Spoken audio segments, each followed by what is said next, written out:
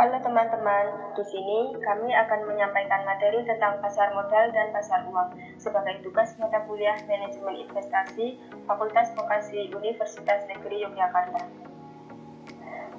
Perkenalkan, kelompok kami beranggotakan Destiana Siti Wahyu dengan NIM akhir 051, Soumi Kurnia Dewi dengan NIM akhir 070, dan yang terakhir Lukas Bayu Firmanto dengan NIM akhir 169. Yang pertama yaitu definisi pasar modal.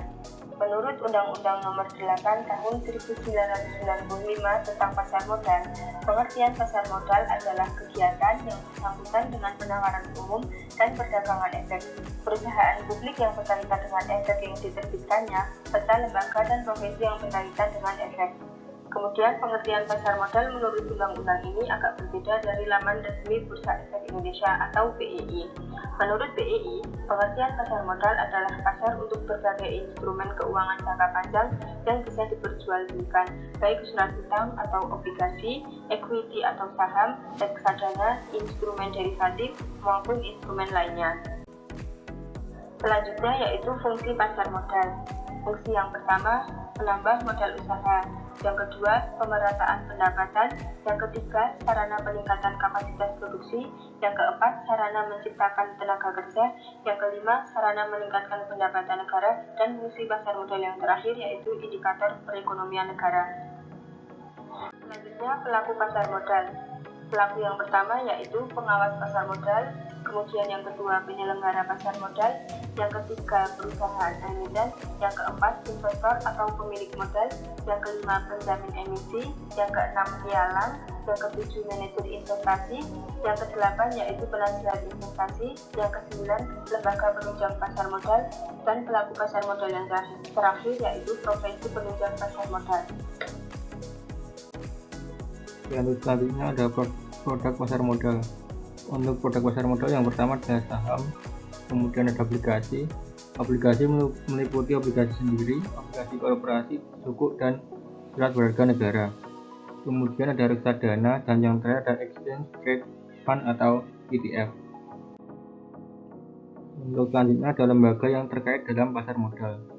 Untuk yang pertama ada Otoritas Jasa Keuangan atau OJK, kemudian ada Kustodian Sentral Efek Indonesia atau KSEI, kemudian ada Clearingan Penjamin Efek Indonesia atau KPI, kemudian ada Wali Amanat, dan yang terakhir ada Underwriter atau penjamin emisi efek. Untuk selanjutnya ada pengertian pasar uang. Pasar uang atau money market merupakan pasar yang menyediakan sarana pengalokasian dan pinjaman dana jangka pendek. Jangka waktu surat berharga yang diperjualbelikan biasanya kurang dari 1 tahun. Karena itu pasar uang merupakan pasar likuiditas primer. Materi selanjutnya yaitu fungsi pasar uang. Pasar uang pada prinsipnya merupakan sarana alternatif bagi lembaga-lembaga keuangan, perusahaan-perusahaan non-keuangan, dan peserta-peserta lainnya, baik dalam memenuhi kebutuhan dana jangka pendeknya maupun dalam rangka melakukan penempatan dana atas kelebihan likuiditasnya. Kemudian, siapa pelaku pasar uang? Yang pertama yaitu lembaga-lembaga keuangan, misalnya bank, dana pensiun, dan perusahaan asuransi.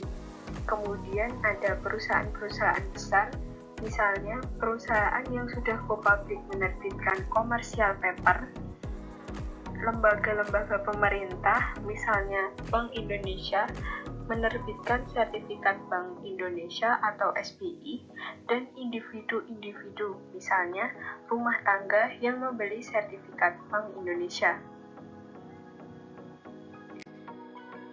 Selanjutnya yaitu mengenai instrumen pasar uang atau produk dari pasar uang.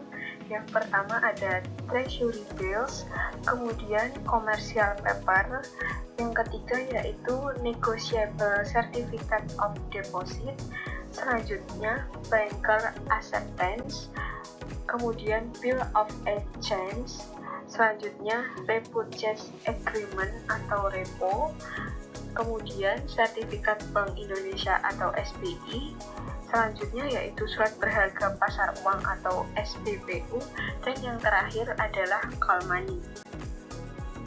Sekian materi mengenai pasar uang dan pasar modal yang dapat kami sampaikan. Kurang lebihnya mohon maaf. Semoga ilmu yang dapat kita sampaikan dapat bermanfaat untuk kita semua. Terima kasih. Wassalamualaikum warahmatullahi wabarakatuh.